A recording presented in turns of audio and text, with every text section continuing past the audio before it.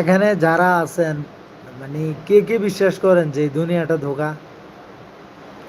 এই দুনিয়াটা টোটালি ধোঁকা। এই দুনিয়াটা যে ধোঁকা, এটা কে কে বিশ্বাস করেন?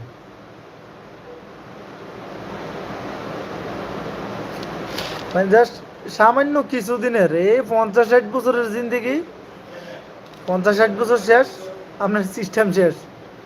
ভাইয়া বন্ধু, টাকা পয়সা, বাড়ি গাড়ি, ধন দৌলত, ছেলে মেয়ে, ভালোবাসা, স্ত্রী সন্তান, সব টোটালি ধোকা। মা বাবা, ধোকা ধোকা ধোকা।